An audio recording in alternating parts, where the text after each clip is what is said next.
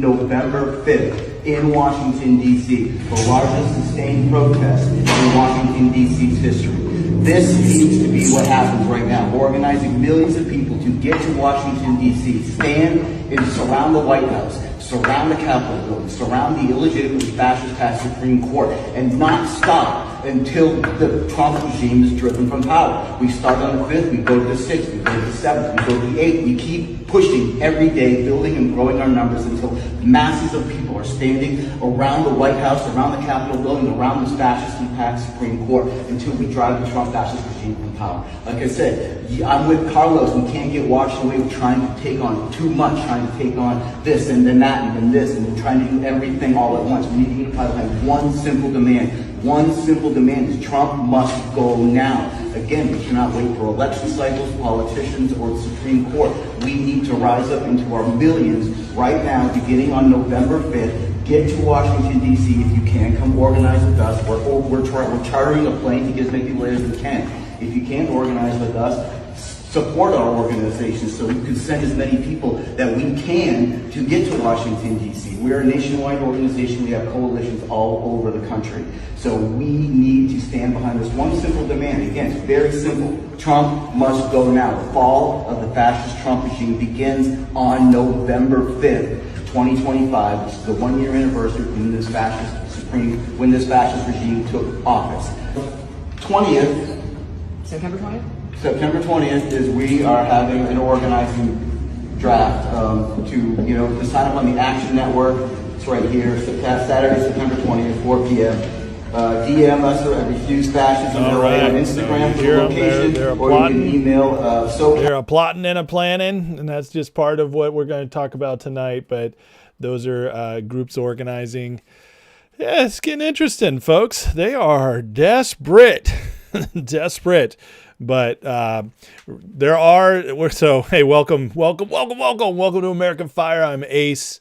Tonight, we're going to go through some of the things coming out of Washington, D.C., rumors emerging, people talking about that something going on with the Democratic staffers and plots they have that's starting to be revealed about what, because they're feeling themselves right now. They think they're going to win the midterms, and they have some scary stuff planned. So we're going to talk about that tonight. Of course, we're going to update on the Epstein. Oh man, the backlash, the way this is whipped around and actually ends up damaging the Democrats has been fantastic. We're going to talk about that today as the Democrats made a massive mistake with the Epstein emails today. And so we're going to cover that, and also proof, maybe? I don't know. At least the evidence is mounting that Trump was actually an FBI informant for Epstein. So that evidence is mounting. And then we're going to cover the J.D. Vance interview, some of the highlights of that, and a couple other smaller stories. So loaded live tonight. So much going on, and I cannot wait to get to it. But first, if you don't mind, hit that like. Hit that subscribe. I appreciate it. If you're new, thank you for watching. Cheers to you. If you're on X, if you don't mind hitting that repost, I would greatly appreciate it. And anyways, how's it going, guys? Let's give some shout outs and see who's in the hizzy tonight before we get moving. Wago Waco, what's going on tonight? Moody Waters, Ryan, Blue 5, Toe Cramp, what's going on? The One, what it do? Vince Felice, hernia surgery tomorrow. Man, okay, brother, we'll be praying for you. Listen, Vince, it's not that bad. I had hernia surgery last January. Trust me, it's one of the best decisions I ever made. I lived with that thing for 3 years. It was awful. So glad it's gone. Life is coming back. US1, what's going on? Rum Dog, get that pizza, buddy. Get it. You better get something good. Dave R, what's going on, man? Kasink, Nick Majors, Kim Wiley, R. Will, Troy, man, Stephanie Bridges, Pat M, Linda Telly, Cindy Lou, who is in the house. It's been a while, Cindy Lou, or at least it feels like it has been. One Love, Barefoot by DC, Robert Kapke, he made it out tonight. Q Alerts, how's it going? David, oh, what's up, man? How are you? Fro Girl, Lochtefeld over on Rumble, Old Man, and Richie Rich, Candace, and Shogun. Shogun, I'm going to have to bring you in as my DEI hire. We've talked about this. We're going to have to bring you on. You know, I could use I could use a co-host sometimes, I think. I bet you guys get a little tired of me rambling by myself all the time, right? Hey, if you're watching for the first time, just a heads up, I love to interact with the chat. So throw out at me your favorite comments, your thoughts, your questions. I do my best to get to all of them. And as long as you're respectful, I'll be respectful back, even if we disagree. So, and if you're not, we'll boot you. We have no problem getting you out of the chat. Rum Dog says, what happened to the awesome theme song? You were learning the drum part. Oh, you missed the theme song? I can always bring the theme song back, brother. My lives have been going longer and longer, so I started cutting the theme song because it took up a couple minutes. But I can always bring it back. I mean, just like that. I always got it at the ready, my friend. It's always at the ready. Phil Zill, what's up, man? US One, the rapid response on FBI and X. Oh yeah, they're good stuff. Mike Mishler in the house as well. All right, we got the goods in here. We got good peeps in here tonight. All right, Loxfeld said that guy at the beginning pushing for civil war. Oh yeah, they don't care how much they could hurt our democracy because they don't care about democracy at all. They only care about power, and to them, it's only democracy when they're in charge. That's their key word right there. Democracy means the left is in charge. It's the communist tactics. They love to lie, cheat, steal, whatever it takes to get in power, and they'll never stop. But we can defeat them so they're not a threat, and that's what we're working on right now, to knock them back so hard, so fast, because we are winning and we are in charge right now. But the battle's not over, and so they can always make it back if we let down our guard. And that's why I'm here every night doing this show, catching you guys up so we can all do our part.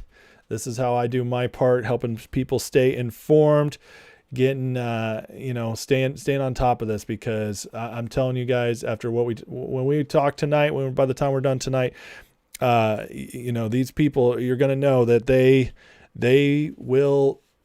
they're plotting to ruin everything. They're so mad they lost this last election. They are so pissed and so overwhelmed by it, and by Trump being in charge, and they're so mad at MAGA and at America for voting in Trump that if they get in, it's gonna be disastrous. It's going to be aggressively disastrous. The reason, so before Trump, they were slow rolling everything. They were treating us like the frogs in boiling water. They knew that we were comfy, and they slow boiled it. They'd kill us and we'd barely notice. That was their plan, because that's the easier way to win. You do a slow takeover of a country. You crush slowly. You undo the greatest country of all time slowly, because you don't want the people to fight back, because the people are actually more powerful than you at all times. But as long as the people are sleepy, as long as they're focused on Netflix and alcohol and porn, you can beat them by slowly taking away everything until they got nothing left and they're gone, or completely disempowered. That's what they wanted to do. But Trump threw a wrench in all that. He woke us up. He showed us a glimpse of what America could be again, of what we used to be. He helped us start instilling pride in our country again, desire to be America again, desire for more again. He broke us out of the haze, and now we're still climbing out of the haze, but a lot of us don't know what to do about it, especially young people. And because the young people are confused, we're getting stuff like Mandami, because all the young people know right now is that they don't want what we have. They want to destroy it. And the left is going to try to use that, but we need to channel that, and we need to keep on the gas, because as long as we do, we beat them enough where we're now in charge, we're in the driver's seat. But if we lose it this time, when they get back, they know They can't slow roll it this time. They're going to go all out. So what's going on? Well, we're only getting allusions to it. And I'm bringing in Rich Barris tonight because Rich Barris is, well connected in DC. And, I called out Rich the other night. I was very mad at him, but listened to him today. And I can tell you, feeling pretty good that he's not a shill, not what I was worried about, because he is one of my favorites. I did not want to believe that he'd gone to the dark side or that he was a plant.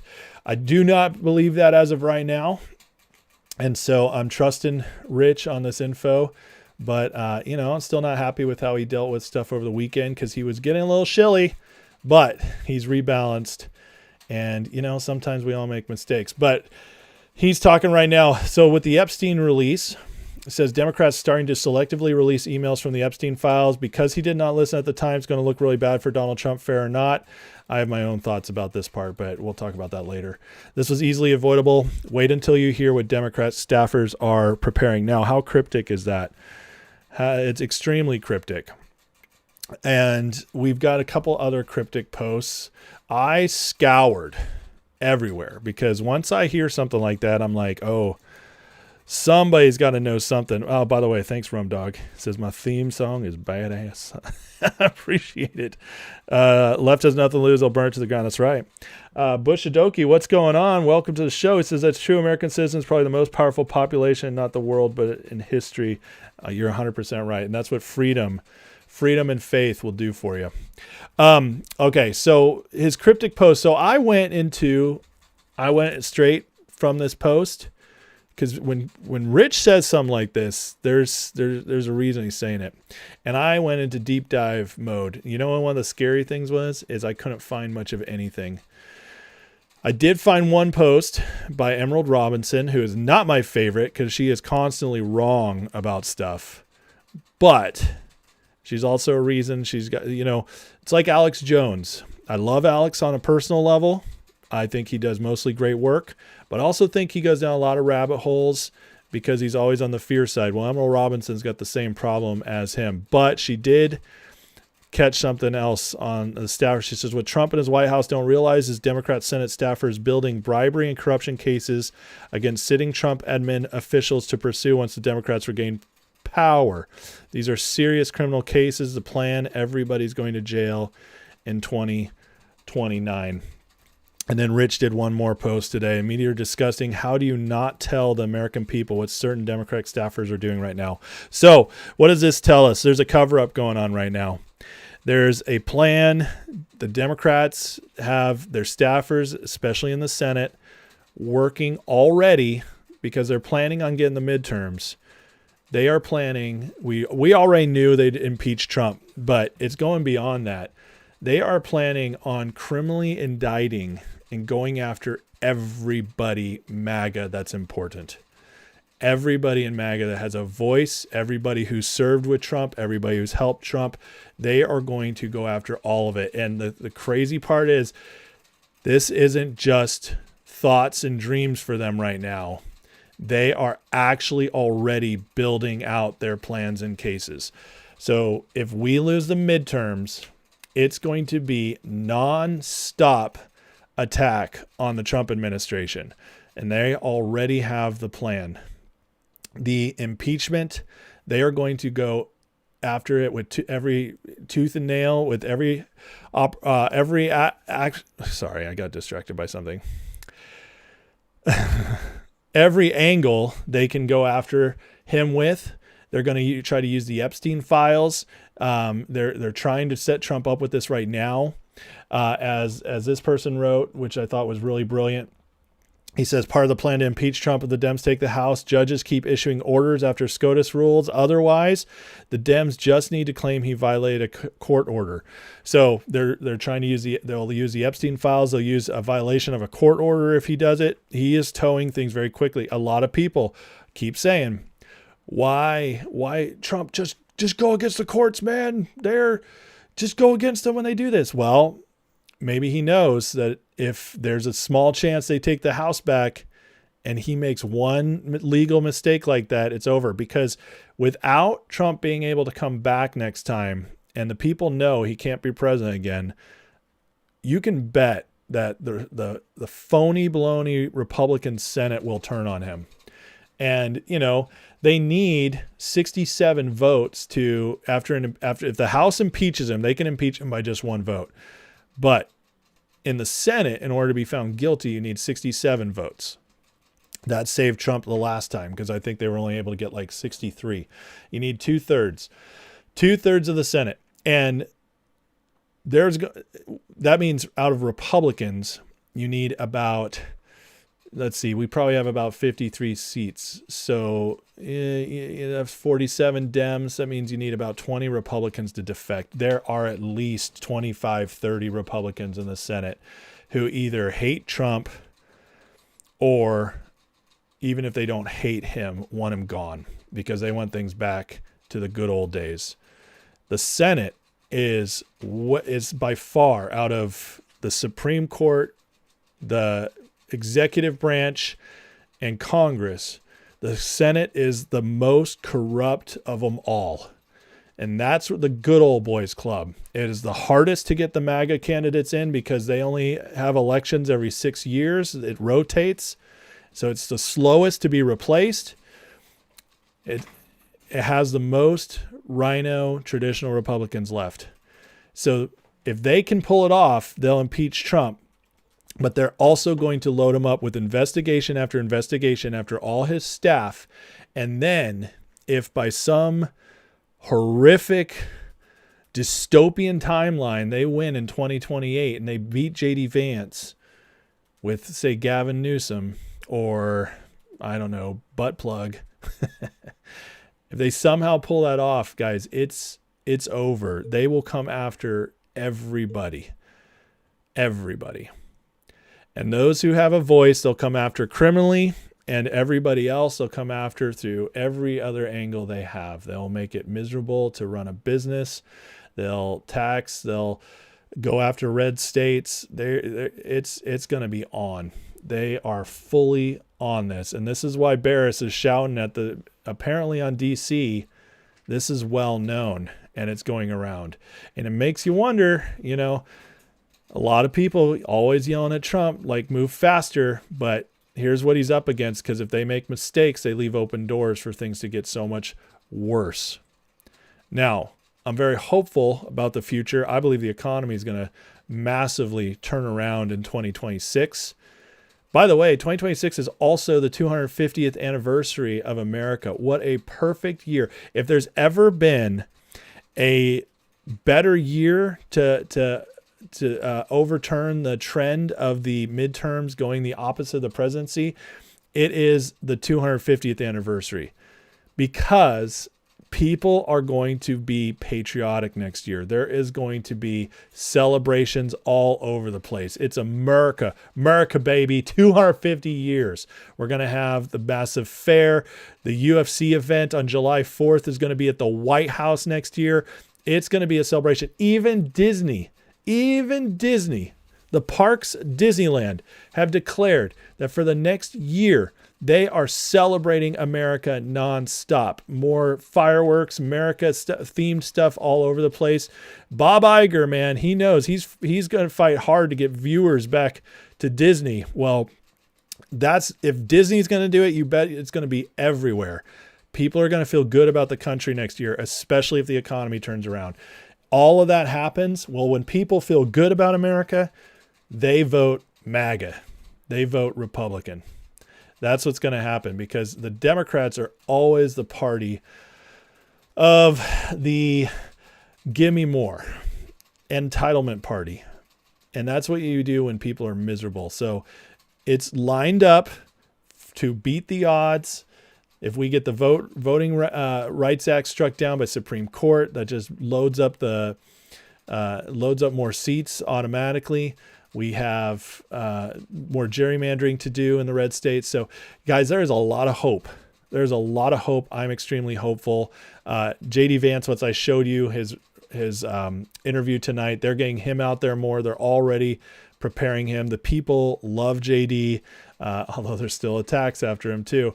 They're attacking him hard. We'll talk about that here soon as well, because they know he's going to be a formidable opponent. So again, the ball is still in our court. It's not time to be blackpilling. It's not time to be dooming, but it is time to recognize, get it in gear, folks. Get it in gear, Republicans. Get it in gear, everybody who can do anything, because if we take our foot off the gas, they will make sure we never get our country back again, and we are absolutely miserable. We will become a banana republic. It's going to happen, and they aren't going to pretend next time. They aren't going to try to play nice on the outside while they're destroying us from the back. No, they're just going to flat out come stab us in the face. That's what they're planning. It's already in motion. They're sitting around every day plotting this stuff out. They have their plans. You can bet, with all the corrupt judges in this nation, with all, it's going to take time. Trump in 4 years cannot completely solve all of our problems. We need the 4 years of Trump, and then we need 8 years of JD Vance at least to finally get this country fully turned around. But if we can keep moving forward, things will keep improving every year if we do that. So it's not like it's going to be miserable until we have years and years and years. But guys, there's a lot that can happen if we screw this up. It will be very ugly. All right, let me catch up with you guys real quick here. All we need is the Lord Jesus, says Mike Subzinski. God always wins. Amen, brother. I love that. That's very true. Bushidoki, Trump doesn't seem bothered or angry about any of this. Do you think he's given up or some big's coming? I think Trump knows how to wield power. I think he is extremely in tune with what's going on. I think he has plans, and he feels very confident about those plans. This is a man who believes in the power of positive thinking, and that's why he often talks the way he does, and that's why he often gets busted for what people say is lies, but he's not lying. He's telling the truth. He's trying to make it the truth by speaking it into existence. That's what he believes, and I gotta say, it's worked pretty well for him so far. He's always going to be positive. He's always going to be forward thinking. You can tell sometimes when he gets perturbed, but he has quiet confidence about him. I think they know. I think they have plans. And I think, like I've been telling you guys the last couple of weeks, this psyop that's been going on, well, it peaked with the Epstein release, and it's already blowing up in their faces. But the psyop that has been going on to take out Trump, to demoralize MAGA, to take out JD Vance, a lot of people have been falling for it. It's been sucking people up. That's why I was mad at Rich this weekend, because he's getting sucked into it too. And it worked. I mean, on a lot of people, they were able to send out all the demoralization, they got a lot of people dooming about the midterms and that MAGA is dead. Yesterday, I think I showed you. Well, I didn't. I was a members live yesterday, but a couple people compiled all the tweets of MAGA was dead, and it was just dozens and dozens of influencers repeating the same thing. You can tell they're all in on it. They're all trying to destroy MAGA, and yet Trump weathered it again with full confidence, and now we're starting to get our mojo back. You could feel the shift today, and I'm going to cover that in just a second here. Mike Subsinski, is it Subsinski? It looks like Subsinski. With a $5 super chat. Thank you so much, Mike. It says, keep your eyes on Jesus. Our Lord can save us. For prayer for Trump. Keep him in. Absolutely, man. We pray at the end of every show here. David, do I think this market is going to tank first, though, with the crap that's going on? I still believe, I'm going to talk about that at the very end tonight, but yes, the stock market, I still think we need a crash, and I think Trump knows we need a crash. I still believe that. I think he wants to be in prime position to help Main Street survive the crash well. A crash will reset a lot of stuff. It'll actually bring a lot of affordability back to our nation once we start coming out of it. And I do believe with everything else he's set up that a crash soon, we want it to happen now. We want it to happen between now and March because we want it to be over and gaining back well in time for the midterms for people to start feeling much better and for Trump to have proven that he weathered the storm and is steering us back in the right direction. So yes, if the market's going to crash, we want it to happen as soon as possible. And I do think it's going to happen. I really do. I think it has to happen. The question I only have one question, is that are they going to let it happen now, or is their plan to not let it happen before the midterms? I personally think that's the wrong plan. I think they should let it go. But if today was any indication, it is hanging by a thread. And we will talk about that more in a little bit here. Wonder if Trump's going to fast forward arrests. Maybe, like Obama, Clinton, Soros. Well, the thing is, again, they have to have it all set up legally. So, because once they arrest them, they want to make sure they can take them down for good. Q said we have it all. I can only hope it wasn't hyperbole. I don't think it was. I think they do have it all. The question is whether they can use it or put it all together. And that matters for court. Drew says, Big Dog, listen, I don't think these people can change our opinions after the last 4 years of Biden. A lot of people thought MAGA was done during election too. Well, I agree with you, Drew, except for the youth. See, the under 40 voters, and actually mostly the under 30s, a lot of them did turn out for Trump. But a lot, they're emotional. They don't think, and we were all that age. Okay. They don't have the history to be patient. They don't understand the ebb and flow. They don't understand how things don't happen quicker. A lot of them, and I mean a lot of them, voted for Trump this last election, and they thought everything would change quickly. These are not well-educated people anymore. The school system has completely failed them on teaching them how our government works. Most of them don't understand how Congress moves so slowly. Most of them don't understand how Trump going to do foreign policy stuff is actually going to help us domestically, especially economically. They don't understand this stuff. They're not taught well. They go through public school system, which is a joke. And then they get into college and all they hear is left-wing nonsense, which they either tune out or they partially believe or go full in on. They don't understand what's happening. And so right now we're seeing the reason Trump's poll numbers are down. It's not because of true red, I should say, MAGA, who've been here all along since Trump came on, who understand politics. His base is solid as ever. Independents and the youth have severely dropped off for Trump in the last 6 months.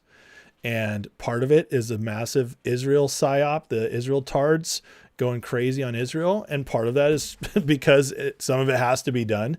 We have to break the relationship with Israel as at least the way it's been. And Israel deserves a lot of the criticism they're getting. But there also is the major psyop that we're controlled by Israel, which is nonsense, especially not the Trump administration. But a lot of youth started believing that. They started seeing all the war stuff, even though they don't even know what a real war looks like, because Trump has not put any boots on the ground. But they believe the psyop influencers who are telling them it's basically the same thing. They're listening to the Ian Carrolls of the world, the Nick Fuenteses of the world. Those guys have a voice with the youth. They're listening to Candace Owens. And these people are leading them all astray. And so the only thing that's going to break the spell is, and they're ready to burn it all down. They're pissed because all they know is that they're 30, 32, 35 now. They're getting up there and they still can't buy a house. And they're pissed about it. They have a lot of hopelessness about the future. And they just want to burn it all down. And that's how the left is going to get to these people if the economy doesn't turn around. The economy turns around, though, those people come back in and the midterms are ours. But you're right about everybody else. I mean, the people who understand aren't bailing. Not at all. Bushidoki says a crash is like the economy getting off hard drugs and now we can live drug free and make real money. Trump's the rehab for the country. I couldn't agree more. Absolutely. Well said. Okay. So let's talk about how Trump's starting to get his mojo back after this last major psyop that's been going on for the last 2 weeks or so that actually really has hurt his poll numbers at the moment. And again, got people like Rich Barris dooming out there for a bit. But today, yesterday, the Democrats dropped the Epstein emails and the Republicans countered by dropping a bunch of emails, 23,000 emails. And so it's been nonstop revelation after revelation ever since. And the funny part is that most of the information exonerates Trump and none of it is bad for him. But they're trying to make it, and they're making some major mistakes along the way. Check this out. Here's the Democrats' social page on X. I've met some very bad people, none as bad as Trump. Jeffrey Epstein quote on Trump. And now the Democrats are so stupid and out of touch that they actually believe Jeffrey Epstein is a good role model as for assessing character. They're deciding to use the pedophile, the man of evil, the most evil man that's been nonstop in as like this background boogeyman for the last 10 years, that he's the one we should trust to say that Trump's a bad dude. Well, I'm sorry, but all this did is make Trump look more awesome. Because if the bad guy, the most evil man who lived in America, at least based on reputation and everything, the last 10 years, if he calls you a bad dude, that means you're probably a good guy. And so this is blowing up their face quickly. As Scott Jennings calls it out immediately, Democrats aligning with notorious sex predator Jeffrey Epstein because of their mutual hatred of Trump is a choice. And here's them tweeting this out. Newly released emails show Epstein thought Trump was one of the worst people he knew, not a decent cell in his body. He described Trump with one word, dangerous. Oh, so Jeffrey Epstein thought Trump was dangerous and we're supposed to think that's a bad thing? These people are so out of touch. And this is firing around X. Everybody is mocking this. And all day today, it was nonstop on all the shows, all over X again, just everywhere, how stupid the Democrats are in using this. It's becoming a mockery. They look like idiots. And this is just making Trump look better and better as more comes out. It got so bad that the official X account, Democrat X account, deleted their post about Trump spending Thanksgiving with Epstein in 2017 when he realized he was president of the United States at the time and it was public knowledge he was the entire time. So one of the emails is Jeffrey Epstein lying to somebody that Trump was there with him at Thanksgiving in his New Mexico home. Well, the problem is when you're president, every single one of your days is logged and recorded. Everybody knows where you're at. There is a trail, a paper trail, a digital trail everywhere you go every single day. And it took about 3 minutes of getting on Google and finding out that Trump, there's no way in hell he was at Epstein's and Thanksgiving 2017. The Democrats posted this as a major gotcha and realized pretty quickly how stupid they were and took it down. And I'm sorry, but there are very few things in life that get you more in trouble, that reveal how stupid and ridiculous you are, than having to remove an X post, especially when you're an official account. It looks terrible. And the problem is today, the internet's forever, baby. We catch you every time. So this is going on all over, posting around. Like the Democrats, man, they are leaning into Epstein as their golden goose, and it's blowing up in their faces. And it's not just blowing up in their faces. Oh, stupid Ian Carroll. He got suckered into. This guy is such a fraud. Such an incredible fraud. He gets worse by the day. I cannot stand this person. He is wrong about everything, and it is so clear how he is completely beholden to whoever is pulling the strings with him, because this guy is over and over again trying to prove that Trump's one of the bad guys, that we're owned by Israel, and it always blows up in his face. He shared it. Someone with the email address, Anna Sal Rashid, said to Epstein in 2017, "I'm at the door. I'll wait for my time. I don't want to come early to find Trump in your house." Oh, busted. You got him. You got him, Ian. You got him. Except, no, again, Trump was president at the time. We know exactly where Trump is on these dates. So this guy put it together really well. Let me get this straight. With the release of Epstein's emails, we found out that Epstein hated Trump, didn't trust him. They weren't friends. The New York Times directly worked with Epstein to suppress stories about him. That's crazy, by the way. If you guys have been following this email, I talked about it more on the members live last night. But if you've been following this whole Epstein thing, we are getting all kinds of spicy stuff, and none of it's about Trump. The New York Times colluding with Epstein, contacting him, giving him heads up about investigations. Yeah, working with the New York Times, working with Democratic strategists, working with Larry Summers, who is the Treasury Secretary under Clinton and worked in the Obama administration. This is blowing up in their faces, and they keep trying to take these little things about Trump that are so easily disproven. One thing it's proven, all these emails, these 20,000 emails, is that Jeffrey Epstein was a crazy liar. And he was constantly lying to make himself sound better. In one moment, in one email, he'd write about how Trump's terrible, going back and forth with this author, journalist Michael Wolff about how we got to bring him down, how he's dangerous. And in the next email, he'll say, "Oh yeah, I was hanging out with Trump this weekend." And it's clearly, again, these are times when Trump's president. You can easily debunk it.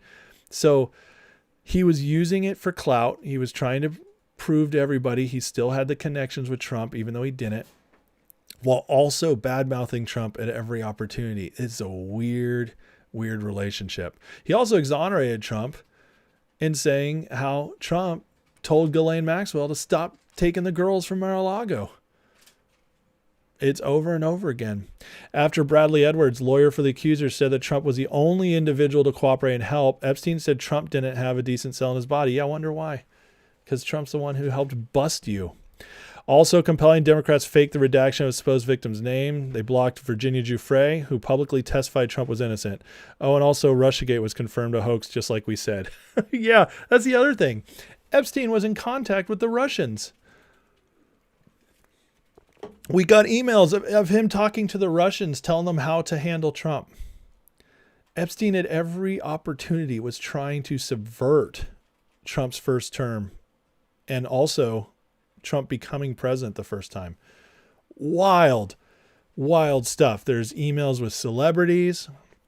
It's wild stuff. And none of it, there's none of it like the crazy details. It's not salacious, but it's very, very interesting, the connections that are coming out from this. And again, all of it is exonerating Trump. It's fantastic, and it is blowing up in their face. And now, so we get yesterday, Tim Burchett, House member, immediately, once the House goes back in session after being off for the government shutdown, comes in and says, "Let's do it. Let's get the Epstein files out there right now. Let's vote." And the Democrats are the ones who shot him down.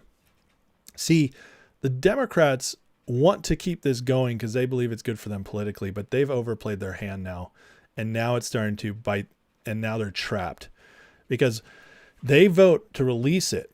See, the House is going to vote to release it, or at least they believe so. Thomas Massie is pressing this hard. So is Ro Khanna on the Democratic side. They have the votes, they say. Well, let's see if they actually vote for it. If they do, they're betting on the fact that the Senate will not do it. But I think they're all walking into a trap. I really do.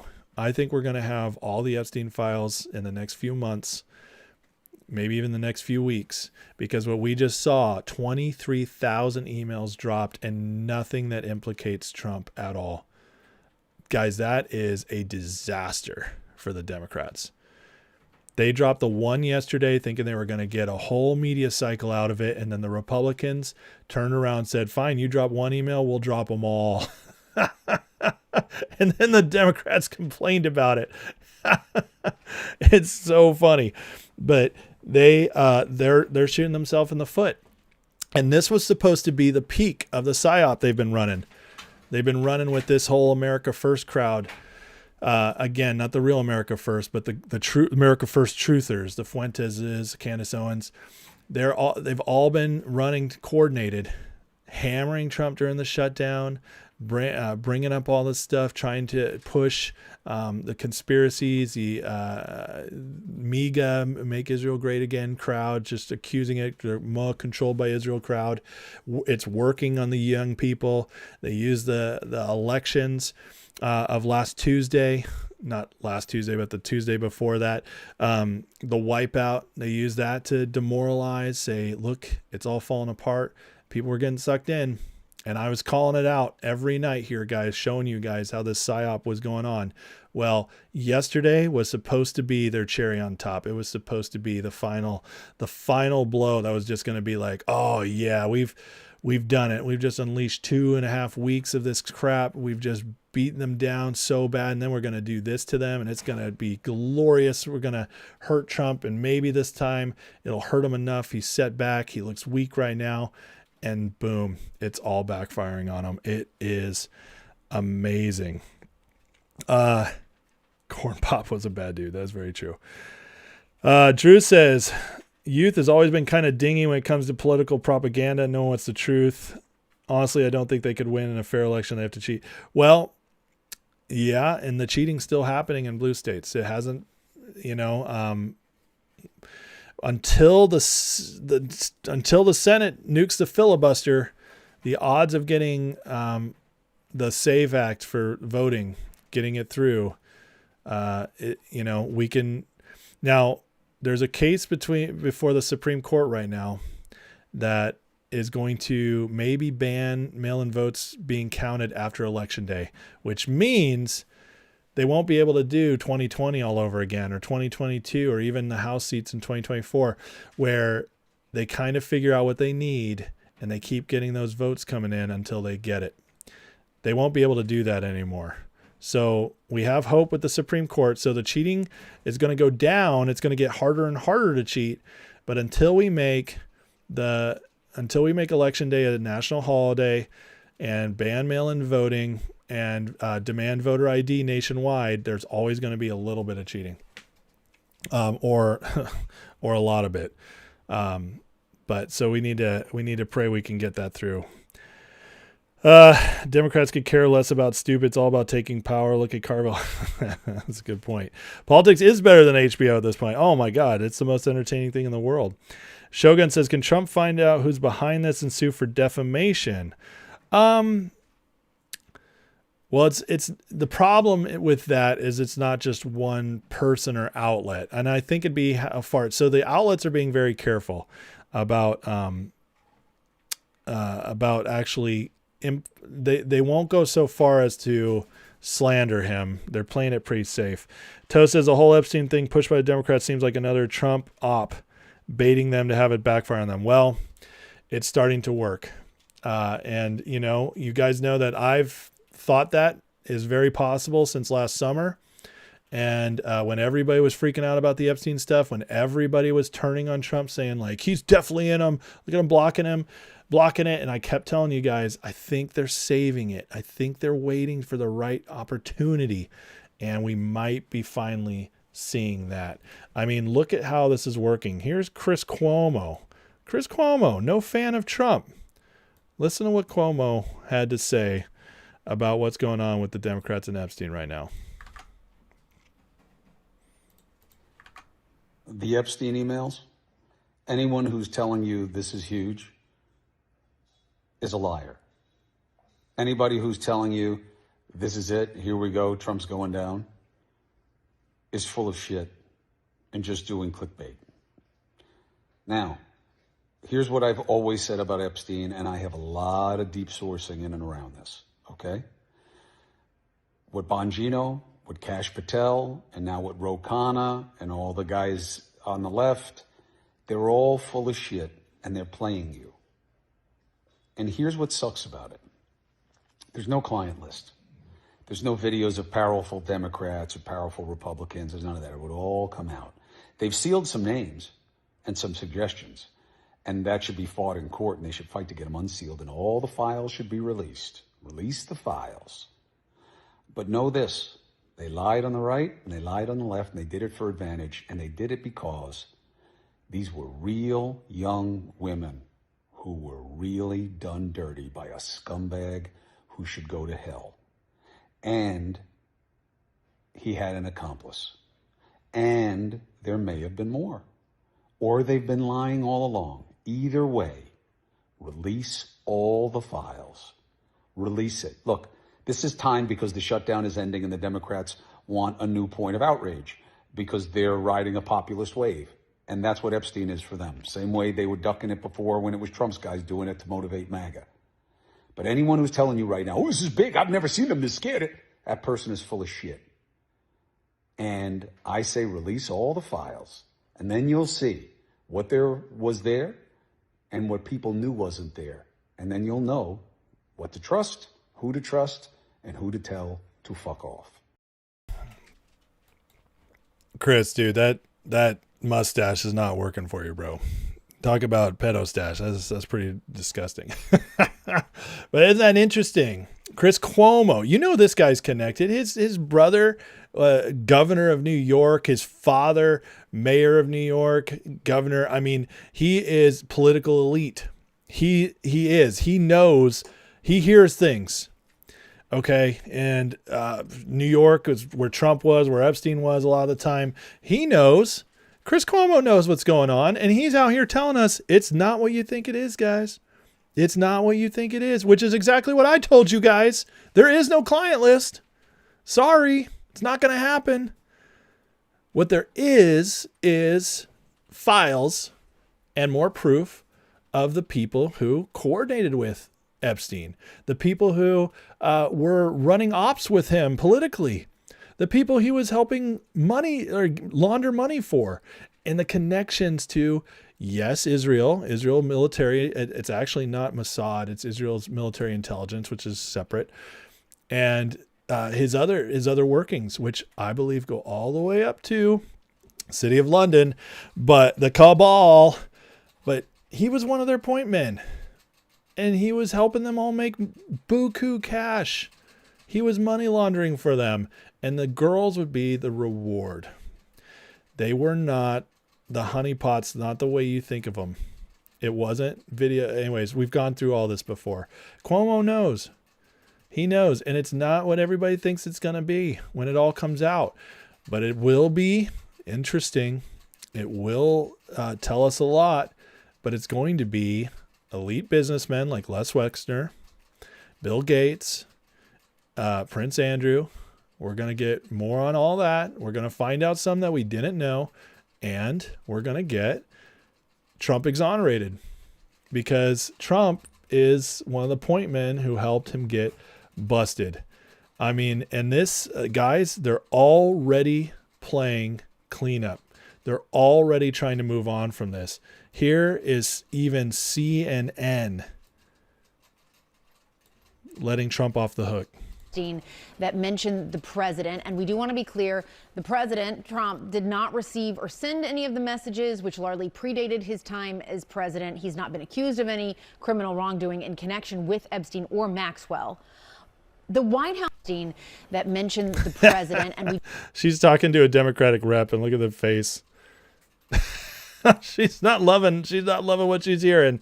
Even CNN starting to clear it. And if you don't remember, I mean, we talked about Virginia Giuffre and her deposition in court, exonerating Trump, saying he never did anything. Well, don't forget about the survivors. They actually asked survivors this question. Take a listen. I do have to ask, and I know, and it's just something that I think we're compelled to at this moment, with the attention on President Trump, with these questions around a pardon. Did anybody see or hear of the president himself doing anything inappropriate as it related to Jeffrey Epstein? No. Nope. Do you know how mad voters who believed this nonsense, the voters who got sucked in to believe that Trump was in the Epstein files because of the Democrats, because of the media. Well, he's in them, but he's not one of the problems. Do you understand how mad they're going to be at the Democrats once they find out that it's going to be proven that Trump's actually a hero in all this? You know how angry they're going to be if the Epstein files end up making Trump look better than ever? Check this out. Here's audio from Michael Wolff. Listen to this. Epstein was pissed, of course. And he began to threaten lawsuits, and he began to threaten press exposure. I mean, he was really, really, really pissed when those guys lose a dream house. Yeah. And that was the point at which Epstein's own legal problems, the problems with the girls, began. And certainly in Epstein's telling, this all happened because it was Trump who first dropped a dime on him. Did you hear that? He was mad because he started losing everything, getting busted because the girls, and it all happened. This is Michael Wolff. He hates Trump. This entire book, Fire and the Fury, before the podcast, the book is all about how awful Trump was in the first term. He was all trying to expose Trump, trying to take him down in the emails, trying to work with Epstein to take Trump down. And even he's saying Epstein was pissed because Trump is the one who dropped the dime on him. His exact words. Trump is the one who busted Epstein the first time and then caught him in 2019. Ended Epstein forever. It was Trump all along. Here's more from Michael Wolff on PBD. Oops, my bad. I did the wrong thing here. Sometimes I do that. Say rich men break down over real estate disputes. At any rate, at that point, Epstein's legal problems began. The police began to investigate him over allegations that he was that there were underage women coming to his house. Epstein believed that it was Trump who first informed the police about what was going on at Epstein's house. And from that point on, they were nothing but bitter enemies. Boom. Game, set, match. Trump, the hero. You can't write this story any better. This is unbelievable. If you wanted to write the perfect mystery thriller, political thriller, and you wanted to have a president who is shaking everything up, coming on the scene, has some shady ties in the past, and everybody's like either loves him or hates him, and they keep trying to hit him and keep trying to expose him. And then when it looks bleakest of all, when it looks like he's covering things up, and it looks like he could have been a part of the darkest political conspiracy of all, that he might be one of the bad guys. It actually comes out. They finally reveal at the end that he was the hero all along. That is what's happening with Trump right now. This is unbelievable. It's crazy. And guys, I'm telling you right now, this is blowing up in their face, and they are trying to hide it. They're trying to run from it. They're trying to pretend it's not happening. But the truth in all of this is coming out. Trump is the hero. And it's crazy because he's already the president. The MAGA movement's built around. He's already leading a political movement. He's already changing our country. Many of us credit him for saving the country already. We're loyal to him, and we're finding out he's even better than we thought. You cannot write this script any crazier. This is wild. This is what the Epstein emails are vindicating and I'm backing up. Michael Wolff, the guy who hates Trump, already has said it on podcasts, and now the emails back it up. This is wild. We're seeing Epstein's own voice in the emails telling us the story of Trump ruining him and the hatred he had for him as a result. This is amazing stuff. And I'm telling you, if this all comes out and if they can run with this story, if the Republicans are smart in how they do this, if Trump administration plays this right, it will be the nail in the coffin for the Democratic Party. It'll be a psychological destruction of them that is unbelievable. I mean, because if he is completely exonerated from the Epstein stuff and proven to be the hero, and meanwhile, most of the connections Epstein had were Democrats. Oh, man. So, guys, we're getting our happy ending in this whole Epstein thing. We had to wait for it, but this is how it's shaping up. And I cannot wait to see how it plays out when they try to force these files out. It's going to work really, really good for them. Let me see here. Let's see. Bushidoki says the election cheating is a huge traitor's offense to America.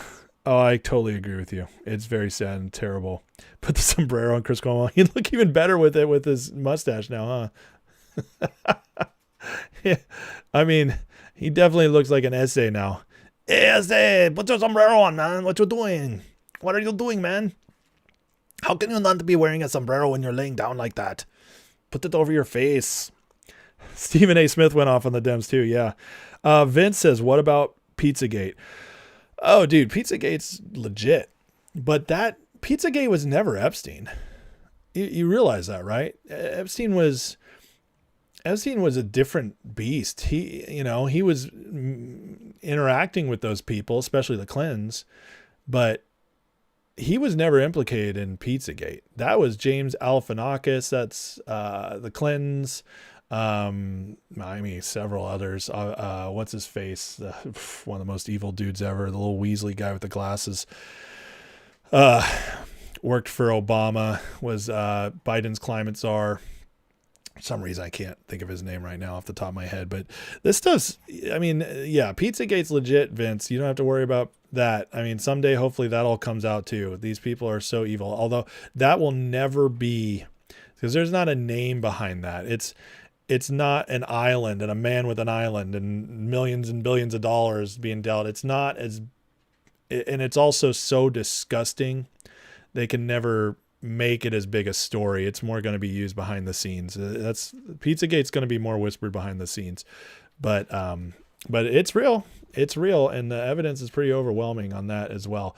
So all that to say, guys, today, thanks to all this coming out, thanks to the Democrats working a little too hard to try and destroy Trump, and it's all backfiring on them. And we're getting our mojo back today.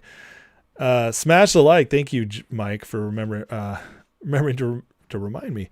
Bushidoki, Cuomo's trying to run for California governor with this. Yeah, I think he lives in Jersey, so I don't think that's going to work out, but that's funny. I like it. Yeah, guys, listen, I got a little more we're going to get into. We're going to go into J.D. Vance's interview in here in a minute. I'm going to tell you why that's so important, how J.D. and Trump actually are completely turning things around on the domestic front as well, policy-wise. But first, if you don't mind, if you're watching, if you're enjoying the show, if you want to catch me when tonight's the last night, I'll be on until Sunday most likely, unless something big happens. But Sundays through Thursdays, stream live. If you're new here, please subscribe. I'd love to have you help the algorithm out. Let people find me. I appreciate it if you guys just take 1 second, smash that like button, subscribe and share if you don't mind, especially on X where it's easy to share with just a simple repost. Thank you guys so much. Okay, let's get into JD. So JD Vance had a nice big Hannity. He got the Hannity spotlight tonight. Really funny exchange he had earlier with this guy calling him out that It's all, again, they're not giving up on the PSYOP yet, but basically how Trump is falling apart and JD Vance is like Gerald Ford and they're just keeping him in the background, not doing anything. There's a big story run on MSNBC. I think it was Lawrence O'Donnell. And JD Vance reposted and shared, I just did 2 freaking huge interviews today. What are you talking about? I love this guy. He makes me laugh. He's got the best sense of humor, but he's also just unbelievable in front of people. And so one of the big criticisms going around, one of the big concerns coming out of the shutdown was that the Trump administration, one of the big frustrations with the people who are leaving, the independents who are currently disapproving, the young people currently disapproving, is that they haven't been doing anything domestically. Well, they're all out blitzing domestically right now. And this is all part of the narrative they're spinning to get the ball back in the court and power through to the midterms, which I think with the government shutdown over now, they're about to, there's a lot of big stuff coming. They're going to do some reforms to healthcare. It's pretty much, they have to do it now. So it's either going to get done before the midterms or it's going to become a plan that's released and they're going to push it to use for the midterms to get people excited and vote. So watch for that. They're finally going to tackle healthcare. It's pretty incredible. Number 2, they're expecting the economy to whip around here soon. They're expecting that by Q2 of 2026, the economy is going to be roaring up. And they're starting to seed all this to prepare people, to get people excited. Housing. JD Vance is about to give some really good answers on how to fix affordability in housing. So they're putting affordability of food and housing in their sights and going after it. And this is a 3-pronged attack of domestic policy they're going after.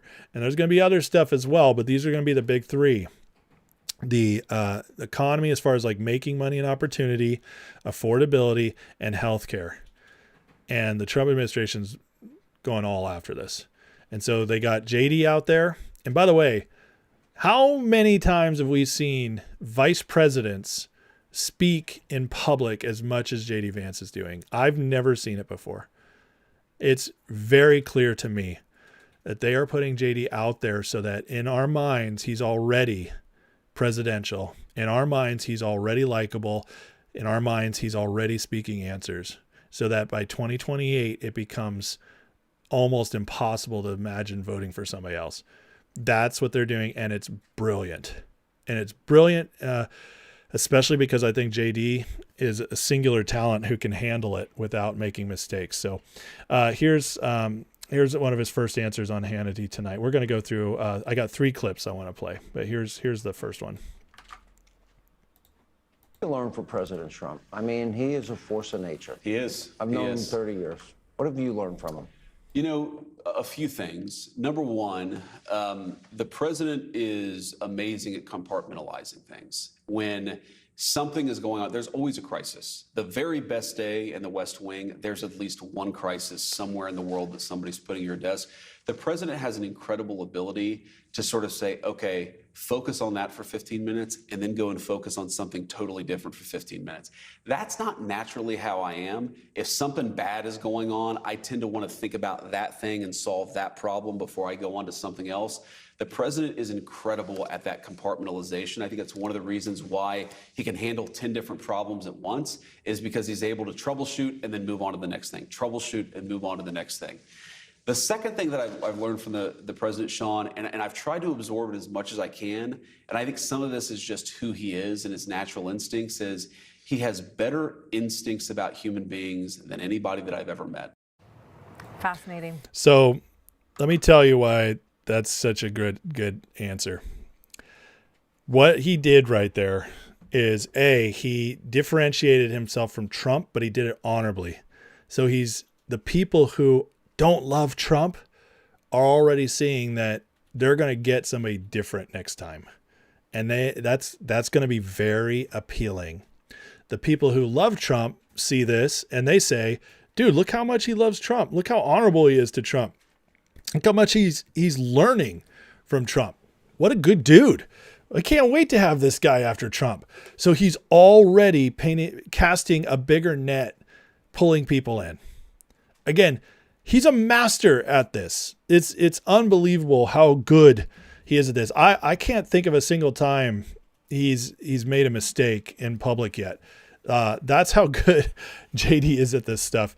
And the interviews are important because the interviews are the chance for somebody to catch him off guard.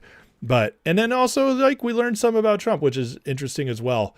But people just heard that when they get JD, he's going to be a very focused person. So if they don't like the scattering of Trump, the chaos of Trump, they're going to like the more level-headed, slow, focused approach of JD. And everybody who loves Trump is not going to run from JD at all. So just excellent answer. Here's the next clip I want to play.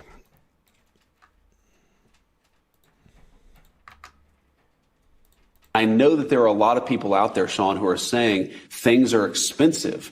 And we have to remember they're expensive because we inherited this terrible inflation crisis from the Biden administration. But you've already seen signs that things are getting better. Did you just see what he did there? I'm sorry. I know I'm kind of geeking out here, but he's just so freaking good at this. He just empathized. I know they're expensive. And then he blamed Biden. Because of them, we're still recovering.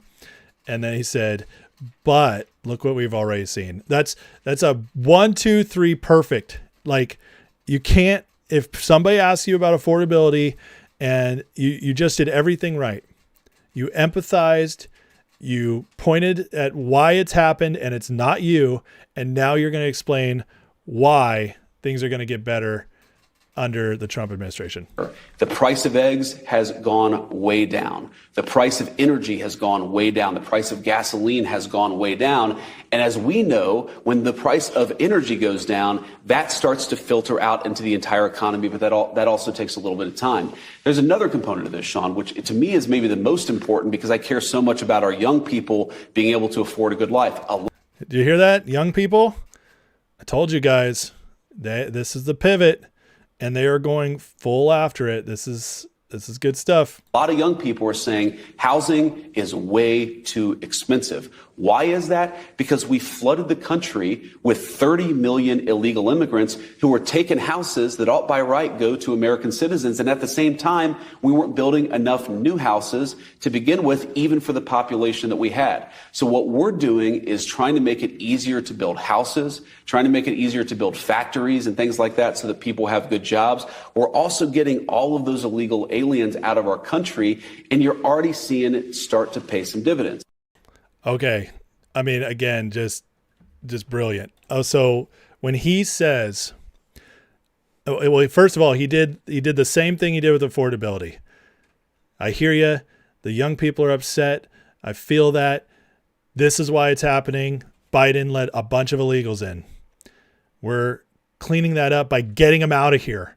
So, he just combined affordability and along with America First.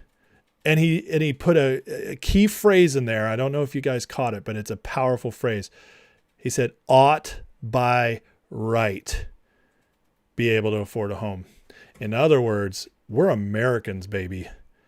This country's for us. We deserve to be able to afford a home and build that up. So he's pitching the American dream again to the people who are wondering if if the Trump administration is truly America First. So what he just did, it's a perfect answer. It's a perfect answer. And again, I mean, listen, I know I'm geeking out. Okay. I love JD Vance. I'm so impressed with this man, but I also am feeling it now. You can feel the energy. We've been fighting for the last few weeks. It's been the fighting through this psyop, clearing through the fog. And now we're back, baby. The Epstein stuff blowing up in the Democrats' face. And now we got Trump. He just did a great job today with an executive order he signed. But we got JD, who's on the offense now, pitching the affordability and the America First of everything. And this is just, it's genius. And he speaks with authority. He speaks with empathy. He speaks with knowledge. I mean, it's just it's genius, and it makes me feel very strongly that the momentum is going to swing back, and this 2026 is going to be a year where the Trump administration is narratively playing on offense much more than it did this year. Because this year, with all the cleanup they had to do worldwide, they had to play defense a lot with the Israel stuff, with the Epstein stuff, lots of playing defense. Why is stuff not happening fast enough? Lots of defense. And they did it pretty well. Trump's approval right now is the lowest it's been. It's around 43%, which is low, but not Biden low. It's not even Obama second term low. It's definitely not Bush low.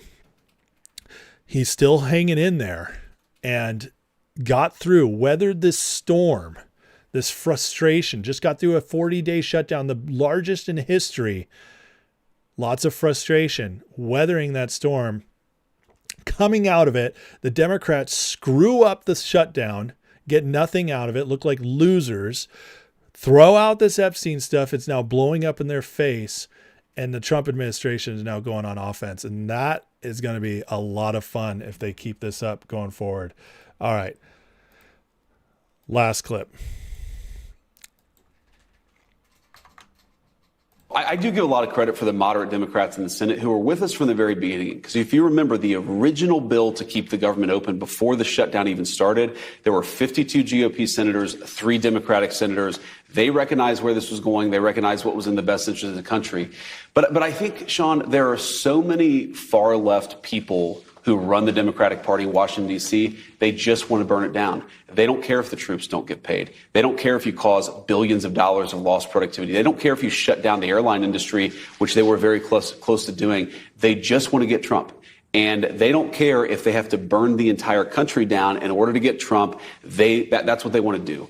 And I think that it shows how stupid that approach is politically, because normally you would expect the President of the United States to get blamed for a shutdown. The American people were smart enough to recognize that the Democrats were the ones who were sort of holding this hostage. They were saying that unless you give us everything that we want, unless you give us $1.5 trillion of benefits, health care for illegal aliens, we're going to destroy the country. We're going to keep the government shut down indefinitely. I think the president recognized eventually the American people are going to recognize this is the Democrats doing this. The Democrats, I think, made a huge political mistake by continuing to push for all of these crazy things. And they said, if you don't give all these crazy things, we're going to keep the government shut down. It was politically stupid, but you're right. I don't understand the psychology of a Democrat who says, we'd like to burn the country down in order to get Donald Trump. But unfortunately, it just drives home. That's what their party is about.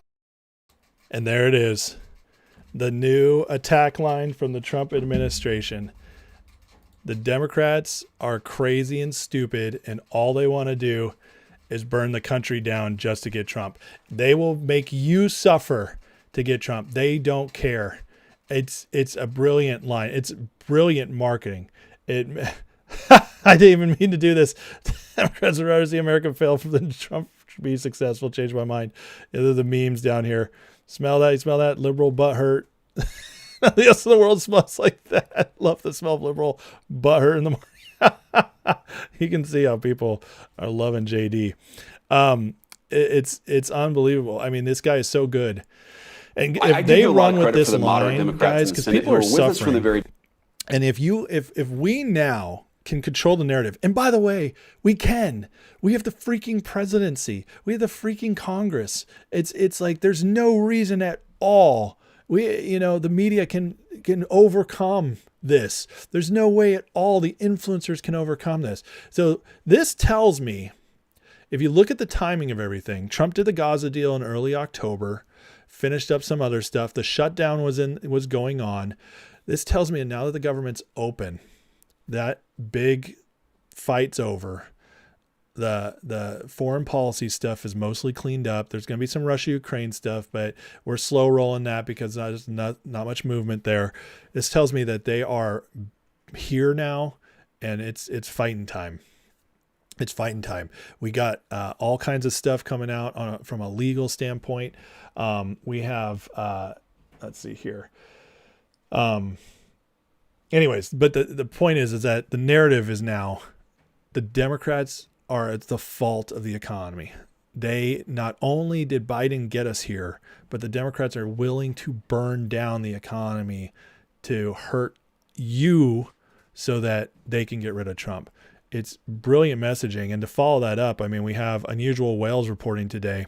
The U.S. shutdown led to roughly 60,000 job losses outside the federal workforce, cost the economy about $15 billion each week for a total of $92 billion, and could reduce fourth quarter GDP by as much as 1.5 percentage points. You see it all over, and they're bringing the receipts. The Democrats got nothing. They shut the government down for 40 days, the record, for nothing. And all it did was hurt the economy and set you back. They were willing to go scorched earth to, and this is also a powerful message against that for the youth who feel like we just want to burn it all down because they're angry and they're frustrated with everything.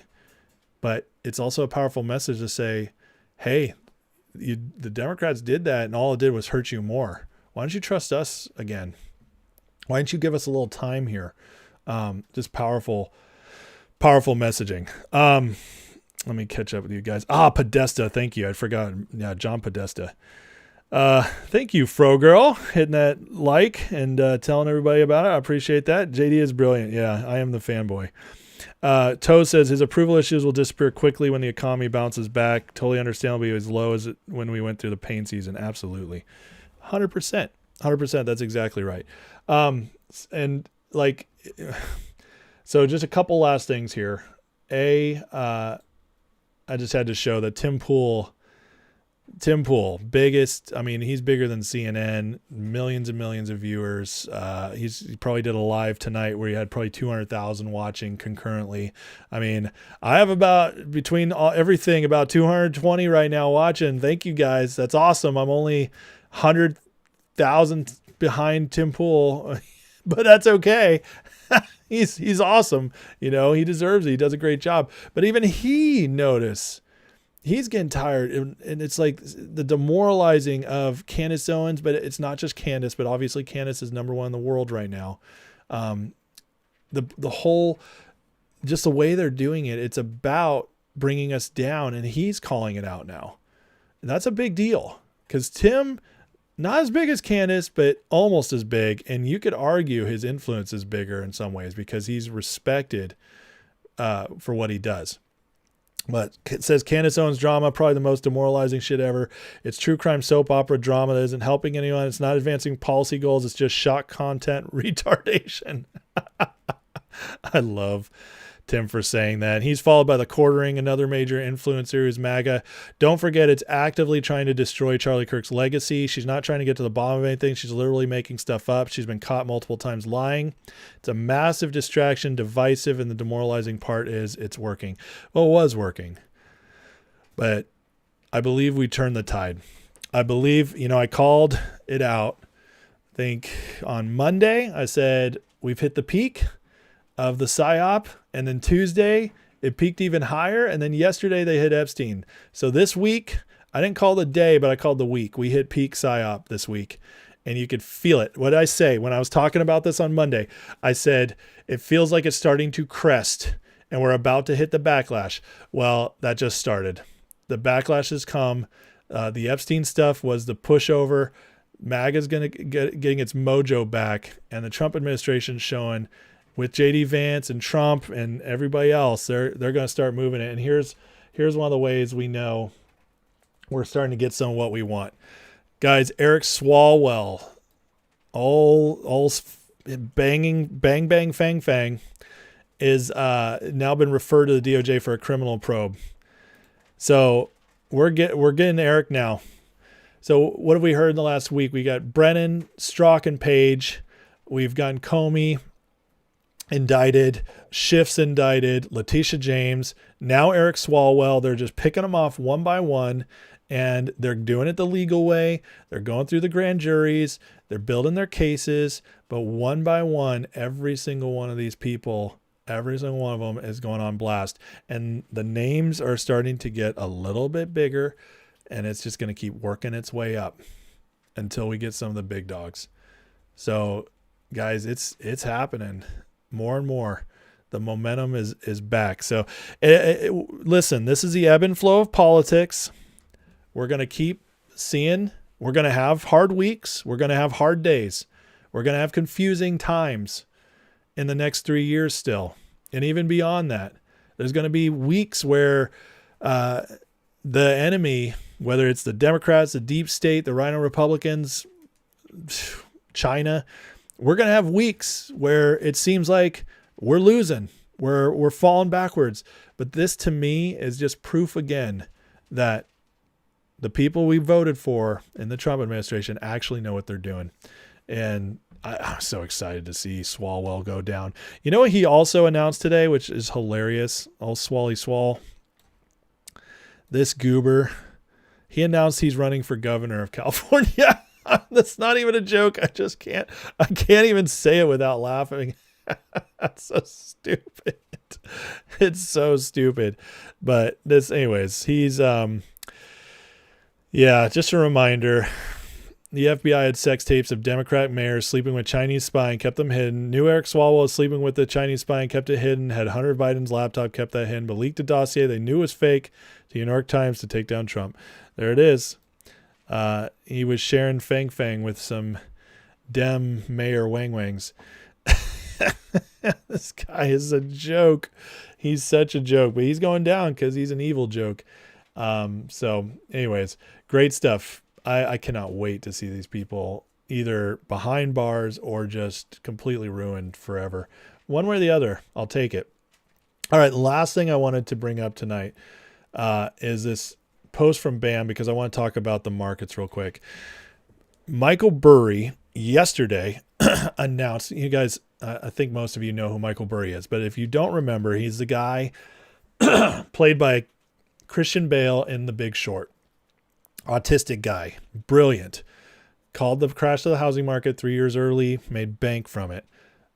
He, earlier this month, declared that he had put almost everything he had into shorting Palantir. He's so sure the tech stocks are just about to crash. So he's all in. And then yesterday he announced he's closing his hedge fund. He fully closed it. He delisted it. It's done. Cyan Capital is gone. Michael Burry, the hero of Wall Street, the hero of short sellers, and the guy, like, hero of people, the meme stock crowd as well, because he beat Wall Street. This guy's awesome. Brilliant guy. Closed his hedge fund because he said the market is too unpredictable. It's impossible to predict now. He basically called out the markets as being fully corrupt without saying those words. Then today, what happened? The Dow goes down 800 points. NASDAQ down 600 at one point. S&P down almost 2%. Massively red day for the markets today. And BAM wrote this, and I think BAM is just one of the smartest guys about the market. Former hedge fund guy, runs a great trading algorithm now that you can pay for, and I'm friends with him. Just great dude. Understands the markets like nobody I know. He said this today. This Michael Burry news might be one of the greatest actual 4D chess moves I've ever seen. Wall Street's infamous in its brutality towards market timing signals, blood in the street, etc. Case in point, back in 2016, when Aubrey McClendon literally died, it was taken as a sign of a major bottom in natural gas prices. You know, this used as suicide as a signal.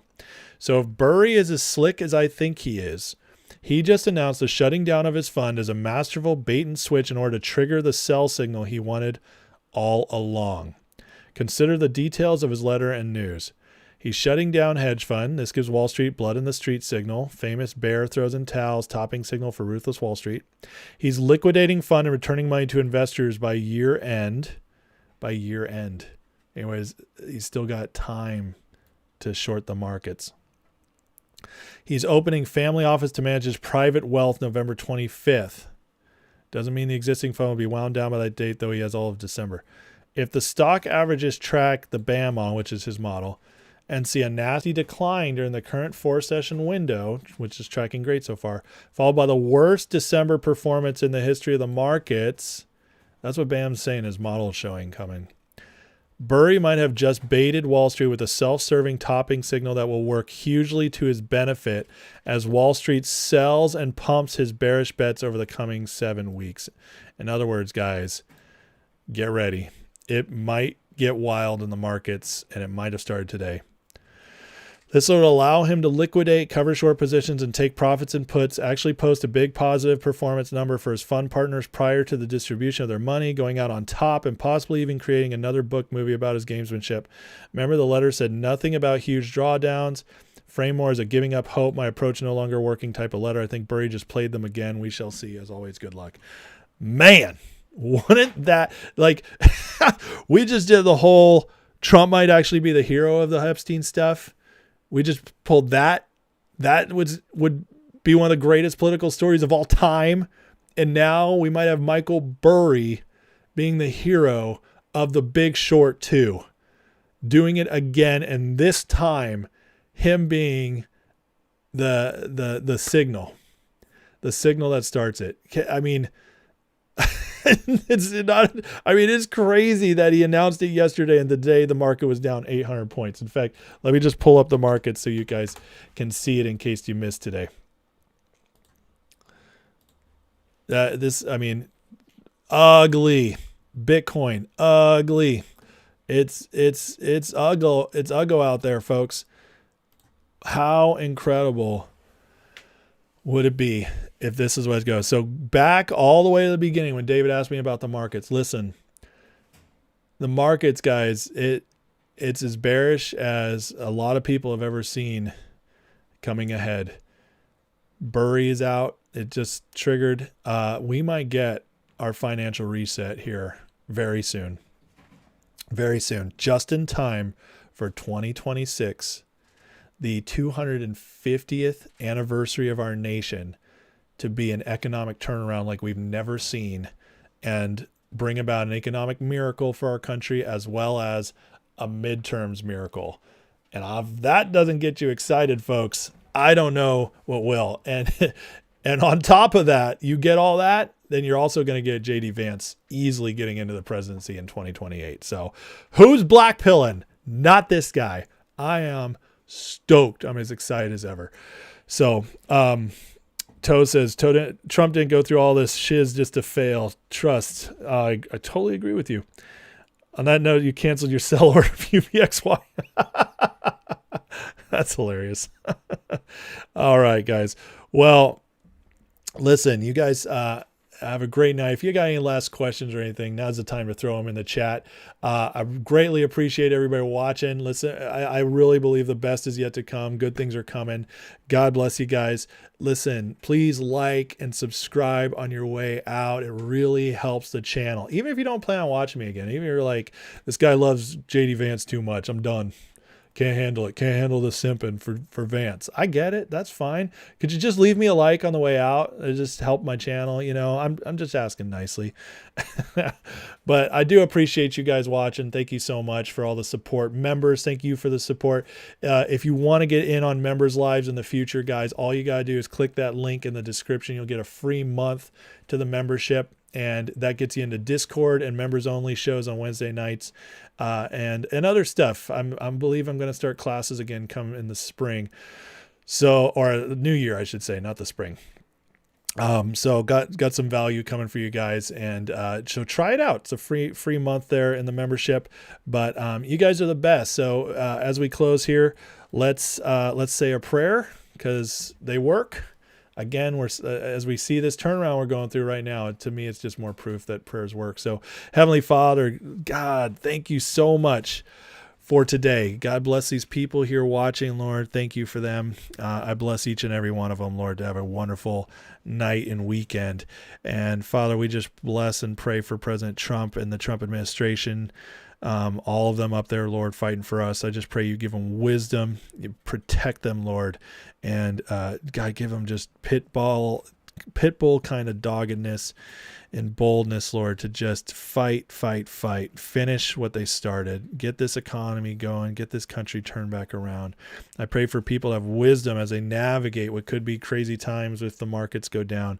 And I pray that, Lord, they position themselves well, and it ends up being a good thing for Main Street and the good people of this country. We pray for prosperity and justice to come back to our nation, that everybody who deserves to meet justice, Lord, gets exposed and meets it, Lord, in Jesus' name. And Lord, again, just bless everybody here. I pray that you bless their bodies, God, their minds, their souls, their families, their relationships, and their finances, in Jesus' name. Amen. All right. Love you guys. Have a great night. Let's see. Closing time. Time is about to pass out. Every time you say that, Brett, that song sticks in my head. Closing time. I can't remember all the other lyrics. Can't stay here. Token, not Democrat, can't vote more than once on the likes. I get it. All right, like, subscribe. Appreciate you guys. Have a great night. If there's major news, you'll hear from me again this weekend. If not, I'll see you guys Sunday. Hey, Brock Purdy's back for the Niners on Sunday, baby. Oh, I'm so excited. All right. Okay, I gotta go. Have a great night, everybody. Blessings.